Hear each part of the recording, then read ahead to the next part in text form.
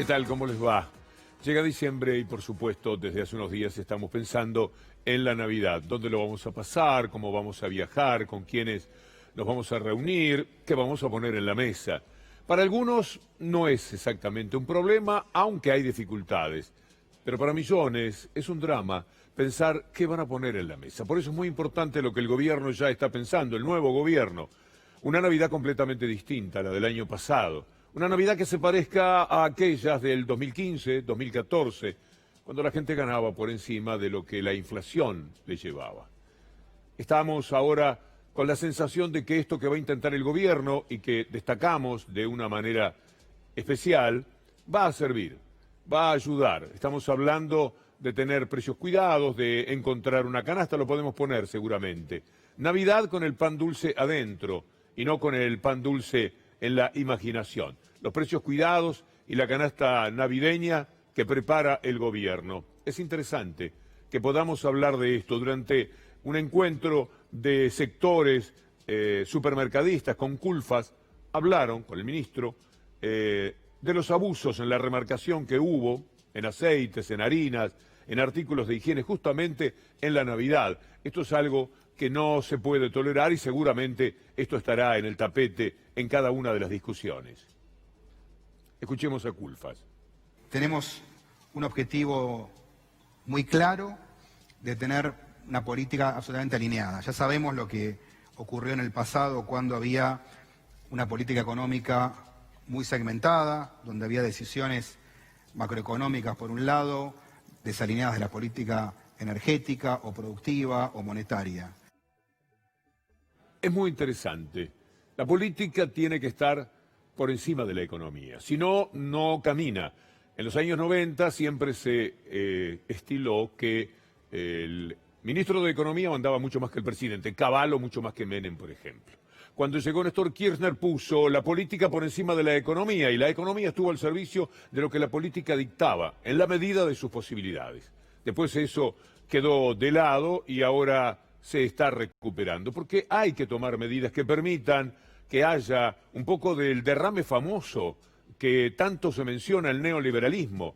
La medida que el neoliberalismo tiene de sus riquezas es ilimitada, pero dicen que de todas maneras en algún momento se desborda el vaso y que entonces al derramarse todos podemos poner la mano y más o menos tener una solución para nuestros problemas. Da la impresión de que la expresidenta, piensa que no es así. Si no discutimos estas cosas, por más que invoquemos a la gracia divina para que nos ayude, desde arriba nos van a decir, hermanos, esto lo tienen que hacer ustedes, que de arriba nunca viene nada en la historia de los pueblos. El derrame no llega casi nunca. Yo nunca lo he visto, digo casi porque uno no conoce toda la historia. A lo mejor hubo alguna ocasión en la que aquellos que han ganado muchísimo en determinado momento dicen vamos a repartirlo. No me ha ocurrido, no sé a ustedes, vivir semejante experiencia. Por el contrario, en estos 4 años en los cuales el gobierno neoliberal les dio todo, es decir, los precios, el dólar libre, la posibilidad de traer el dinero cuando se les antojara, los dólares, etcétera, sin ningún tipo de restricciones ni obligaciones, hicieron mucho dinero. Mire, hay elementos que permiten saber que esto es así. Por ejemplo, las Hilux se han vendido 10 veces más que la 10ª camioneta en patentamientos. Todo indica que un año más el vehículo más vendido del país será la pick-up mediana de Toyota. Hasta ahora, naturalmente, vamos a ver si se tienen que conformar o pueden conformarse con algunas Hilux menos, pero esto marca que efectivamente han ganado una enorme cantidad de dinero. Bueno, muchachos, ha llegado la hora del derrame, es lo que dice el ministro Luis Basterra cuando señala que aquellos que más tienen van a tener que hacer un pequeño sacrificio. El campo es generador de dólares para pagar la deuda de Argentina, que es algo central para poder tener equilibrada la macroeconomía.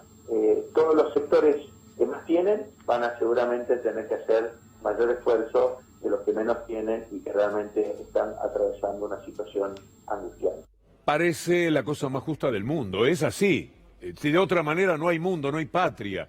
Los que mucho han ganado, los que se han puesto con camionetas espectaculares, han comprado muchos departamentos, etcétera. Tienen que entender que ahora llegó la hora de los que para eso se tuvieron que quedar sin comer. Millones de personas no han comido, a veces en una Hilux viaja el hambre de muchas personas. Está bien, el que puede tener una Hilux, estamos en una sociedad capitalista, es muy difícil reprocharlo.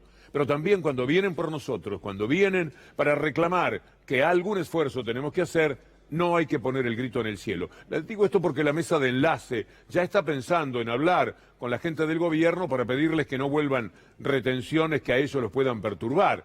Escuchemos, veamos, mejor dicho, este título en el cual efectivamente la mesa de enlace busca frenar un aumento de las retenciones.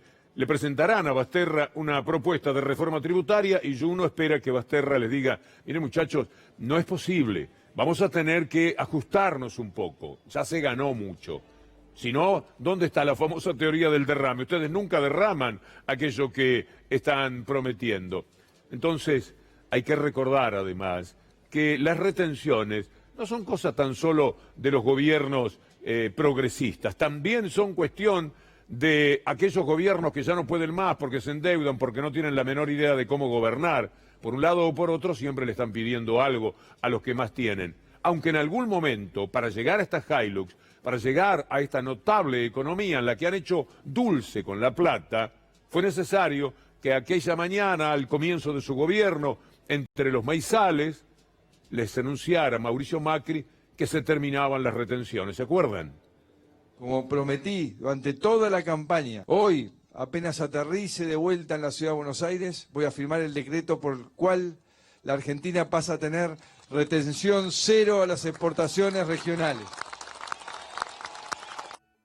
Hace 4 años de eso. Aplaudían, estaban contentos y vino una etapa de bonanza, pero eso sí, tan solo para ese sector. La industria se vino a pique, los trabajadores comunes perdieron con el salario, los jubilados también, cientos de miles se quedaron sin trabajo. La industria es la que da trabajo y se favoreció el campo da 4 o 5 mil empleos más.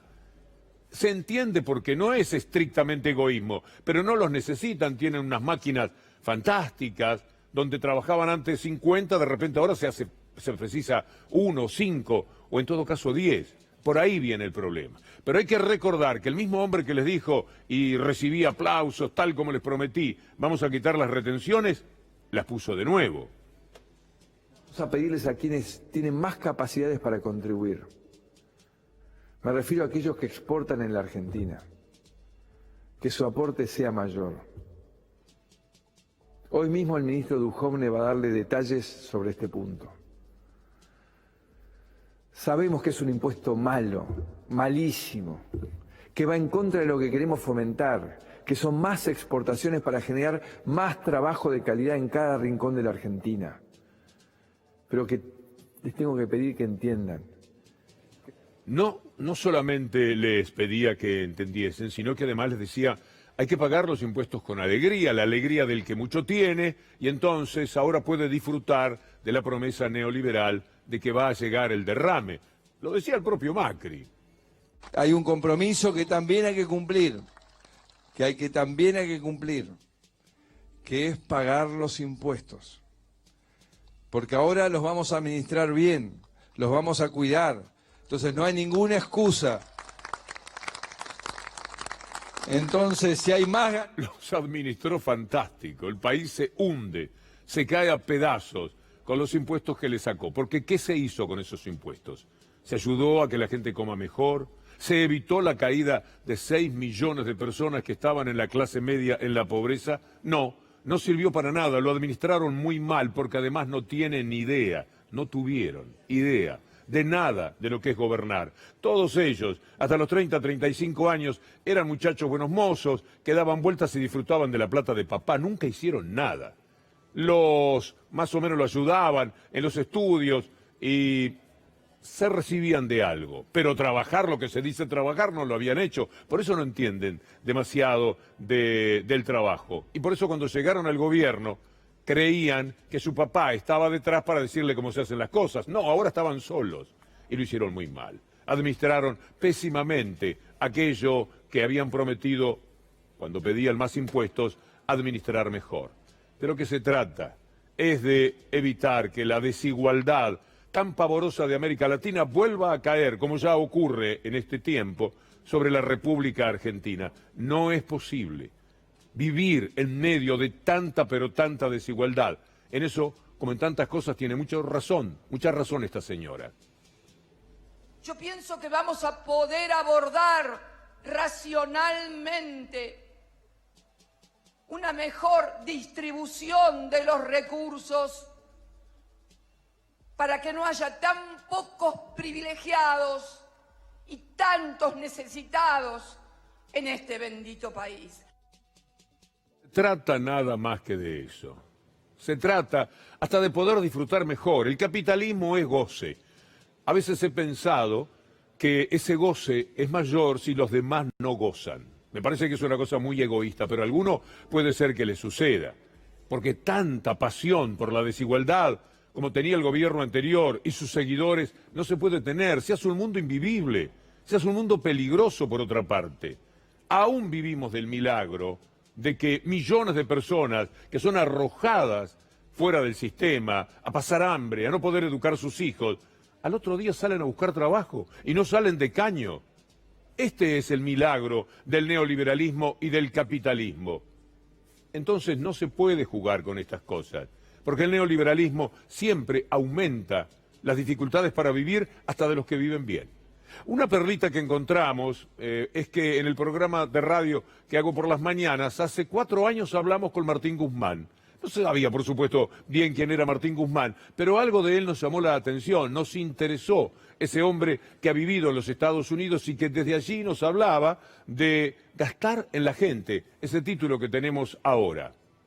Argentina decidió tener una estrategia más agresiva que le permitió un alivio de deuda importante y eso sentó las bases para poder recuperarse, porque al no tener que pagar tanta deuda se pudo usar esa plata para gastarla en la gente, porque al no tener que pagar tanta deuda se pudo usar esa plata para gastarla en la gente, para hacer las políticas que el país necesitaba para poder recuperarse. La mayoría de los países no hacen eso y lo que eso tiende a hacer es impedir recuperaciones. Muy interesante, hace 4 años, muy coherente, por otra parte. Ni lo conocíamos a Martín Guzmán, pero teníamos esa charla con él. ¿Cómo lo hacen? ¿Cómo es posible que tanta desigualdad de pronto tuvo hasta aprobación en las votaciones del 2015 y del 2017? Hay una cuestión cultural contra la que se lucha a brazo partido por pocas personas. Y es la batalla. La batalla es de tipo cultural, de otra manera, si ellos no ganasen esa batalla. Les sería un poco más difícil, por lo menos, quedarse con todo, con la renta, que las empresas abusen de la forma en que lo hacen y que la gente no tenga ni para comer y que llegue la Navidad y tenga que aparecer un gobierno que dice, no, esto no se puede, esto es intolerable. Y entonces se empieza a pensar la manera de ayudar un poco a la gente. Lo hacen ganando la batalla cultural. ¿Y cómo lo hacen? Bueno, llevándose todo por delante a través de los medios de comunicación hegemónicos. ¿Y cómo actúan? Con la complicidad, en este caso, del gobierno. ¿Quién lo dice? Los dueños de C5N perseguidos y encarcelados por Mañeto y por Macri no, lo dice el dueño de América. Lo vuelve a decir, porque ya antes lo había hecho. La libertad es una cosa muy sagrada. Vos te podés meter con el patrimonio de una persona, ¿no es cierto? Te puedo demandar, qué sé yo, pero cuando ya interpones una denuncia penal contra alguien, y no solamente eso, sino que después cuando ese alguien te da lo que vos querés, porque accedió a la extorsión, y te dice, bueno, ahora está bien, te saco la denuncia penal, la verdad, son cosas que a mí por lo menos no me gustan, no las haría y no las... Fue extorsivo, digamos. Para mí sí. Es decir, no hay manera de vivir si no se va con una ley antimonopolios, porque la democracia está sumamente afectada por los intereses de una verdadera banda. Los medios de comunicación están en manos de personas que estilan la extorsión, esto que está denunciando. Imagínense ustedes, el de América extorsionado, el señor Daniel Vila, los de C5N extorsionados y los que no se animan a decir nada, y los periodistas también, o cómplices, o adherentes a Macri y al neoliberalismo, traicionando en la mayoría de los casos su origen. Porque si los periodistas nacieran ricos, se podría entender que sean como Macri, que sean como Dietrich, como toda esa gente. Pero los periodistas venimos de otro lado, por lo general. Entonces no se puede entender esa complicidad que han tenido. Bueno hubiera sido que el señor Vila, que ha tenido un canal completamente al servicio del gobierno durante todo este tiempo, y periodistas totalmente alineados con el gobierno, alguna vez les dijera, muchachos, los quiero sentar, ustedes hagan lo que quieran, sigan diciendo en los programas, como panelista o como conductor, lo que les parezca. Yo no voy a afectar la famosa libertad de expresión. Les quiero avisar que el señor que preside este país es un extorsionador, es un hombre que se comporta como un delincuente. Ustedes tienen que saber. Ahora vayan y elógienlo si quieren, pero sepan, se los dice el dueño de casa, se lo dice el jefe de todos ustedes. No para que me lleven en la punta, sino para que lo sepan. Este hombre, Mauricio Macri, es un extorsionador. Llegó a decir Vila que no quiere ni encontrárselo a Macri. ¿Acaso porque no sabe cuál es el límite que él va a tener en ese encontronazo presunto con Macri? Porque está muy enojado con lo que sucedió. Un poquito tarde, pero sirve de todas maneras. Es importante lo que hizo, porque por lo que dijo, sobre todo cuando habla de la ley antimonopolio, Clarín lo va a salir a buscar.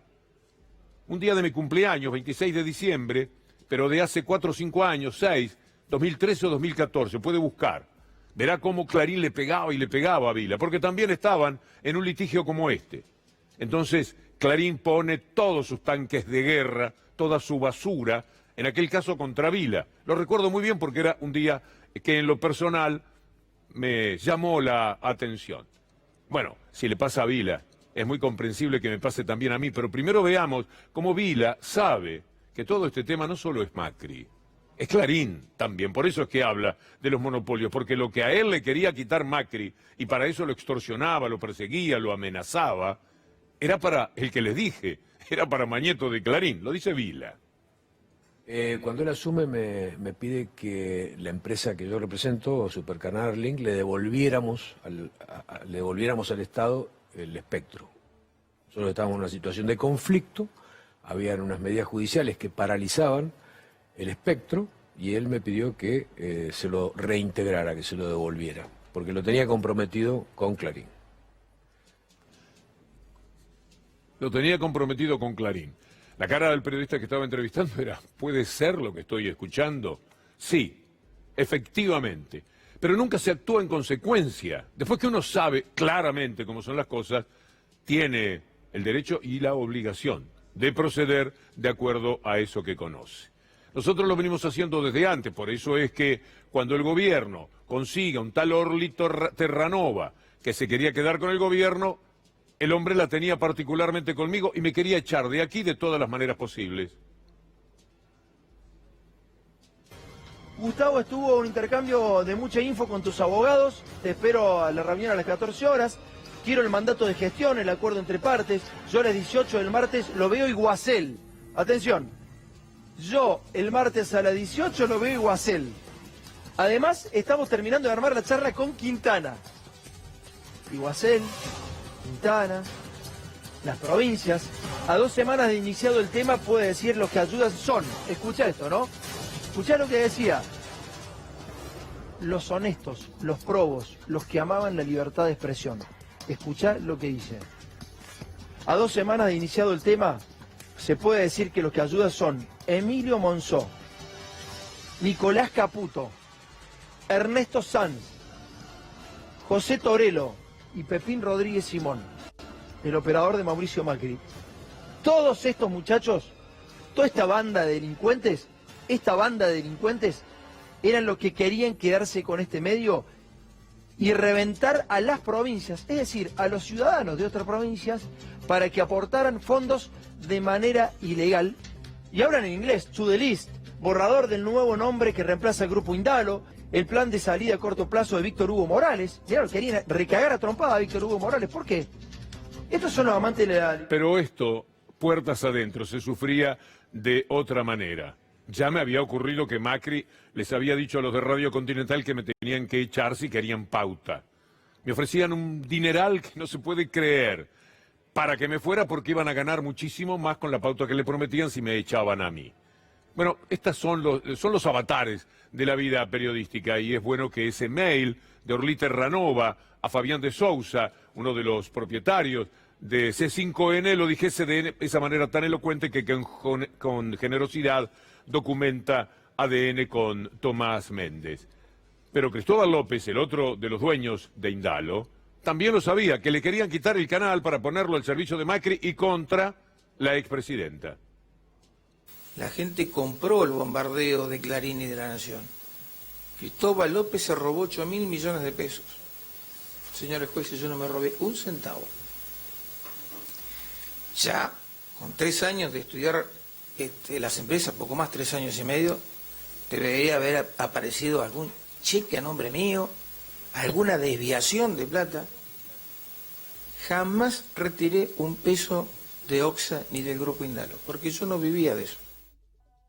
Ese Grupo Indalo era lo que quería Macri que le entregara a Cristóbal López.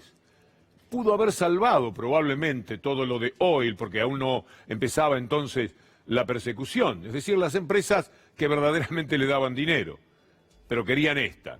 Por suerte no la entregaron, por suerte para mí también, porque lo primero que iban a hacer era que yo quedase afuera del canal, y muchos otros seguramente, pero particularmente quien les habla, que a veces se les convierte en una obsesión. Pero mire cómo perseguían y cómo actuaba Clarín. Ese Clarín que persigue a Vila, que le quiso quitar todo a través del extorsionador Macri. Parece mentira tener que hablar así de alguien que llegó a la presidencia, pero es la pura verdad. Mire cómo día por día estaban en el seguimiento del tema. Cristóbal López vendería C5N y todo su holding de medios al grupo Terranova. A Orly Terranova, que iba a manejar ya no un auto, sino una empresa. De Clarín es el diario Los Andes. Vayamos a Los Andes, donde todo el país, a través de los movimientos de Clarín, y por supuesto imaginen lo que estaba haciendo TN, se enteraba de que C5N estaba en una situación terminal. Me tuvieron 22 meses preso, a mis hijos procesados. ¿Qué me van a hacer? ¿Se cree que le tengo miedo a Macri y toda esa banda de ladrones? No, les perdí el miedo, el respeto, son unos delincuentes. Unos delincuentes. Y espero que...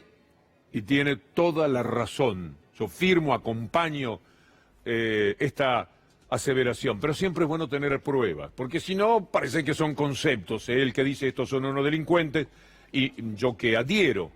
No es una cuestión de química, y muchísimo menos de súbdito o de trabajador de la empresa del señor que acaba de hablar. Creo que usted lo tiene claro. No, se trata de pelear por lo que es justo. Se trata de pelear porque es la verdad. Y qué suerte hemos tenido, mire usted, Alberto Abad, el hombre que desde la AFIP encabezó lo que había denunciado Alconadamón en La Nación, lo de los 8.000 millones de pesos, que eran mentira y que se generaron, porque Abad cortó las posibilidades de que pagasen en cuotas, como le habían dado a más de 1.000 personas en la República Argentina, y entonces se iba acumulando, sin llegar nunca a 8.000 pesos, se abultó la deuda, como se abultaría la de cualquiera si no le permiten pagar. Hoy Abad fue a declarar, y lo que hizo ayer, lo que hizo es penoso, vergonzoso. Véalo.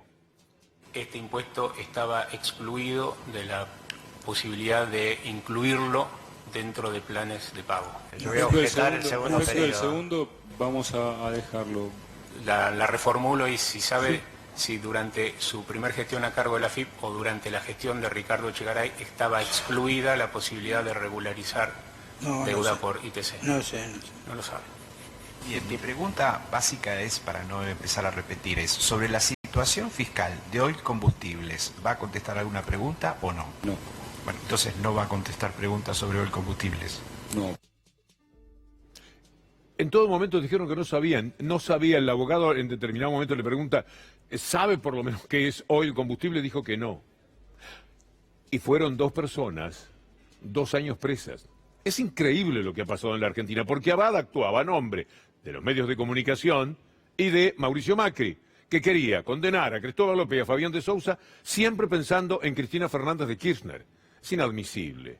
No se puede creer lo que han hecho. Eran presos políticos, los dueños de Indalo, de C5N. Lo dijimos 1000 veces. Pero tuvieron que estar presos hasta prácticamente el límite de la ley, de la incumplida ley. Hablando de presos políticos, hoy Guado Wolf, uno de los grandes serviles del sistema y de los personajes de PRO, llegado desde la DAIA que ha sido una institución tan poco elogiable, para decir algo suave. Desde allí, porque había hablado por teléfono con Nisman, consiguió llegar al lugar donde está. diputado insólito, un inservible, pero que esta vez sirvió para que sepamos muy bien que los presos políticos son esos, son presos políticos. Él está enojado porque Alberto Fernández, el presidente, le bloqueó el Twitter. Entonces está muy enojado y dice, pasa esto, pasa lo otro, pero dice cosas muy claras que vale la pena, porque a confesión de parte, relevo de pruebas. El hombre está en chambón, en este momento lo deben estar llamando todo. ¿Qué hiciste, pedazo de idiota? ¿Cómo vas a decir están liberando a todos los presos políticos? ¿No te das cuenta que reconoces lo que ellos dicen? Sí, claro que son presos políticos. ¿Le dan asilo a los perseguidos latinoamericanos? Sí, son perseguidos latinoamericanos. Estamos hablando de Evo Morales. Recibimos a prófugos internacionales. Todo es a pedir de boca. Lo dice el señor Guado Wolf. Me cuesta decirle diputado, pero el tipo estaba en el Parlamento. Pero ya más seriamente, que estos personajes de cuarta que nos han tocado para regir nuestra vida, es necesario decir que hoy Julio De Vido inició una huelga de hambre en la cárcel, allí donde está, por causas que se han caído a pedazos, que no tienen ni pies ni cabeza. Una de ellas ya tiene en el banquillo de los acusados al perito que inventó lo que ustedes ya saben del gas licuado y todo lo demás, que sirvió para tanto después a Bonadío y toda esa gente. Es inadmisible, pero le niegan sostenidamente la libertad a Julio De Vido. Lo quieren matar en la cárcel. Le acortaron la vida a Timerman, lo quieren matar a Julio De Vido. Y también a Lázaro Báez, que lleva 3 años y pico preso. Y Lázaro Báez venía a entregarse. Y como a Casanelo se le ocurrió, presionado por Clarín, que no venía a entregarse, venía en avión, estaban esperando el OTN, los jueces, periodistas, vecinos del lugar, bajó y se entregó para declarar. A Casanelo se le ocurrió y hoy Casanelo le negó la posibilidad de excarcelarlo. Me pregunto qué ha hecho con su conciencia Casanelo.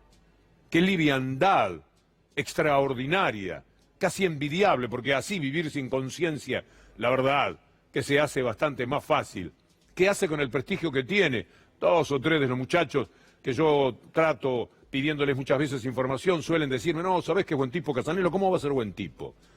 Se acuesta a dormir todas las noches de su vida, calentito, tibio, apaga la luz, tranquilo, estira las piernas y duerme. Y la conciencia no le dice nada de que tiene durmiendo para complacer a Clarín a una persona en una celda de 2x2 desde hace 3 años y medio. Hasta que se muera, debe ser la cárcel. Es una cosa verdaderamente increíble. Como también otro aspecto de las verdaderas inclinaciones que tienen los medios de comunicación en la Argentina, a la extorsión, a la persecución.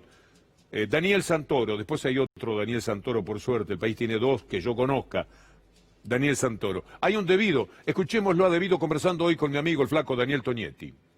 Y hoy no estoy recibiendo alimentos por decisión mía de los que provee el Servicio Penitenciario Federal, como protesta y como reclamo para que se cumpla lo dispuesto por la Comisión Bicameral de Seguimiento del Código Penal Procesal Federal, en el sentido de que no puede haber más prisiones preventivas, salvo en casos muy puntuales y muy demostrables de flagrancia y de algún otro tipo de situación, casos de violaciones, etcétera, etcétera.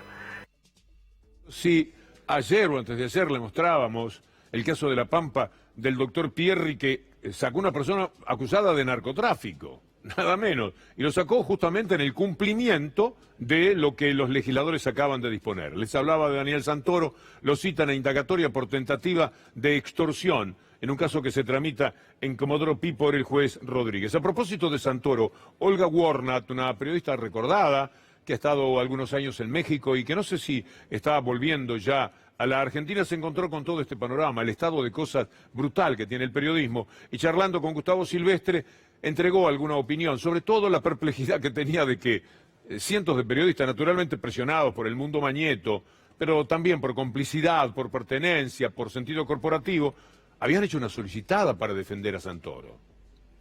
Entonces, yo digo, pedirles que se hagan una autocrítica no se la van a hacer. Periodistas que hacían lobby con los servicios. Bueno, fíjate vos cómo ha surgido todo el tema del D'Alessio Gay y cómo ha sacado toda la podredumbre y toda a la luz. cantidad de periodistas que firmaron eso. la defensa de Santoro. Qué tristeza me da. O sea, yo no endioso a nadie en esta profesión. El reportaje no tuvo desperdicio.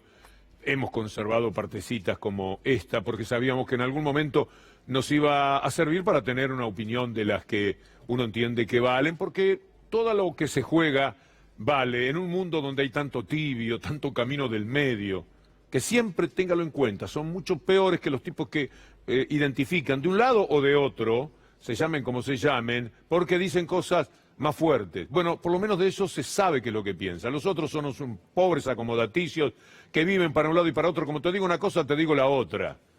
Y entonces siempre quedan bien con el sistema, que es con lo que no hay que pelearse. Los periodistas se pueden pelear con Macri, con lo que no se pueden pelear es con el sistema. A eso sí le tienen muchísimo miedo. Hay quienes no. Rafael Bielsa, ex canciller, ha sacado Clarín alguna cosa. Mire esto. El matutino clarín.com, tenemos que ir rápido porque es un poquito largo, sube a su versión digital la nota pelea entre dos famosos ex montoneros, Bielsa y Bonazo. Sigamos con rapidez. Corramos, Hernán. Debo decir que ni soy famoso ni fui dirigente montonero. Lo que sí soy es kirchnerista y milité en la organización como aspirante. La médula de la nota no es ninguna pelea, sino un juicio civil que gané al abnegado especialista en running, ya citado, Bonazo, por haberme difamado en una obra de cuyo título no guardo recuerdo, era algo sobre la muerte. Y sigue Bielsa. 9 meses luego, el matutino Clarín retoma su inclinación por el fallo, casualmente a un mes de la aparición del libro Lawfare, de Bielsa y Peretti, que al parecer el medio no aprecia, más bien que no le gusta nada. Daniel Santoro aparece y publica en el diario argentino: constitucionalistas rechazan el uso del término lawfare que hizo la expresidenta. Se viene usando por el Papa. ¿No lo tenemos al Papa por ahí hablando de lawfare? Bueno, otro día, porque vale la pena. Y sí, lawfare es una práctica que, entre otras cosas, se vale del uso antijurídico del derecho. Lo vamos a dejar aquí, lo de Bielsa, que es más largo y, por supuesto, tiene toda la razón del mundo. Escuchemos sobre estos temas de los medios de comunicación a Rafael Correa. 2015, en realidad no se perdió contra Macri, con todo respeto, ¿no?, al presidente Macri, se perdió contra el Clarín. Y mientras América Latina no resuelva la cuestión mediática, una prensa que descaradamente colude para oponerse a ciertos movimientos, a todo lo que sea un peligro, de acuerdo a ellos, para el sistema, un sistema oprobioso que nos ha mantenido 2 siglos en su desarrollo, ¿ya? Entonces, mientras se una para desinformar, manipular, no tendremos verdadera democracia. No es posible tener democracia sin adecuada información. Hay que enfrentar sin miedo la cuestión mediática de América Latina.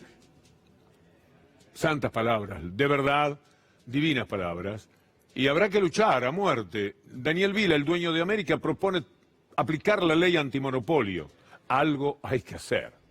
Poco a poco. Lo primero es que la gente pase una buena Navidad, que se recupere el salario, que se recupere el trabajo, paso a paso. Algunos tenemos una sofisticación de querer rápidamente otras cosas del derecho, de los medios, de la justicia.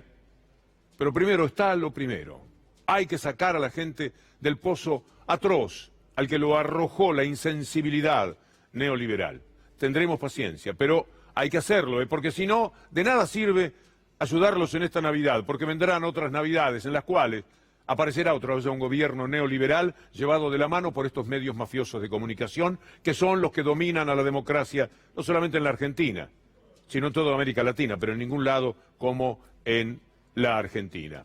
Mire usted lo que pasa con la protección de los medios, que no se animaban a hablar ni de golpe de Estado. Aparece Camacho, el golpista del gobierno asesino de Bolivia, ahora recibido por la Organización de Estados Americanos. Clarín y Nación se escandalizan porque acá viene Evo, el gran Evo Morales de América. Está en la Argentina. Ellos dicen: ¿cómo va Evo Morales? ¿Qué?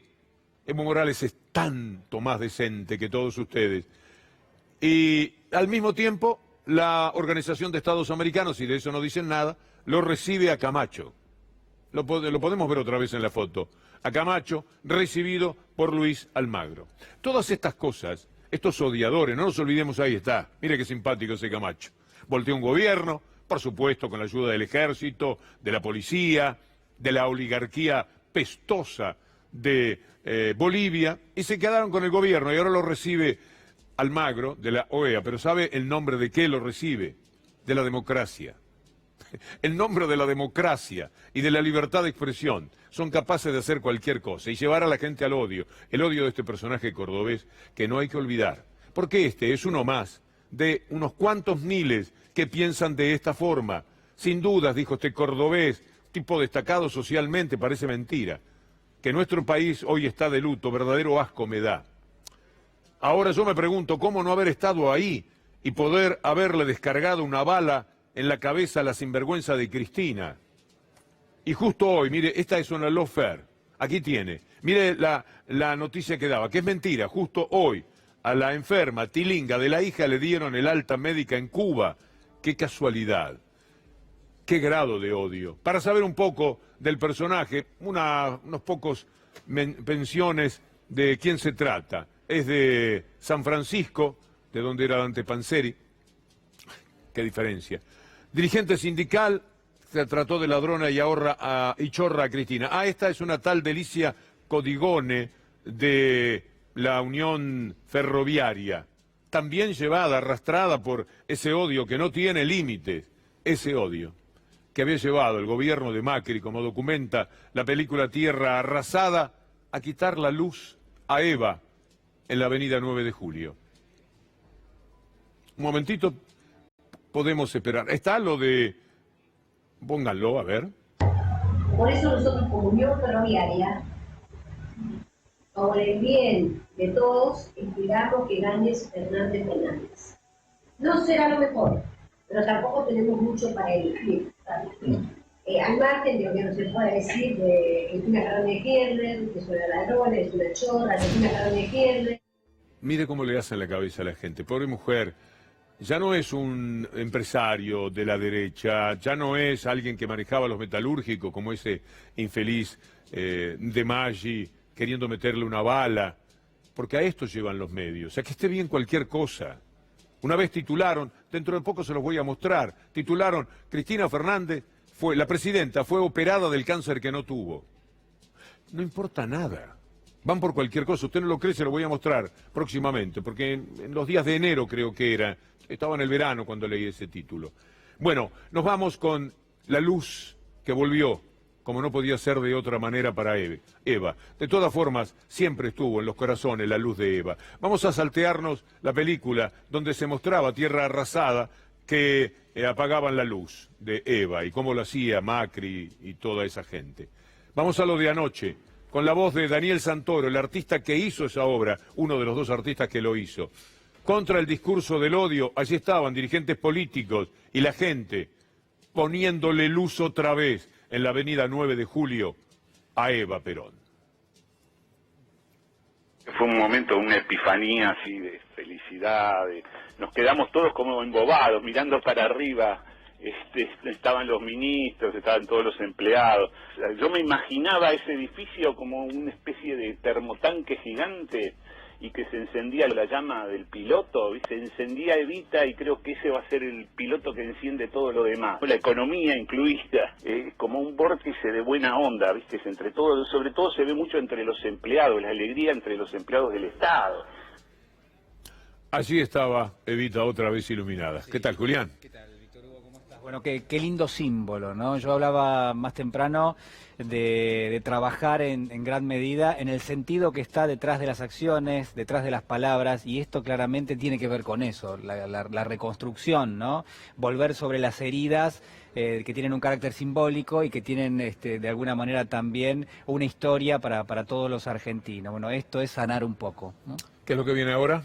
Lo que viene ahora es, yo no sé si la cámara la puede tomar, a Lucila Trujillo, que tiene, no puede, me dicen que no puede. Bueno, ahora lo vamos a ver, ahí lo vamos a ver. Lo que viene es un libro que sé que... muchas gracias, ya sé de qué se trata. Que estás presentando. Pero hágalo muy rapidito, porque lo vamos a hacer muy tanto rapidito. Rato ahí me da un poco de Sí, pudor. le pido disculpas al director, obviamente lo tomo de sorpresa. Luli, lo tenés ahí. Pero sí, muchas gracias. Sin pudor, Víctor Hugo, sin pudor, porque miren el libro que tengo acá, se llama El arte del relato, de los mejores goles de Víctor Hugo Morales, y lo único que les quiero mostrar es que con el celular tienen códigos QR y escuchan en su teléfono el relato. Yo el que voy a escuchar ahora, por supuesto que es el mejor gol de todos los tiempos, el mejor gol de todas las épocas. Hablo sí del gol de Maradona a los ingleses, relatado por Víctor Hugo Morales. Ahí lo escuchan.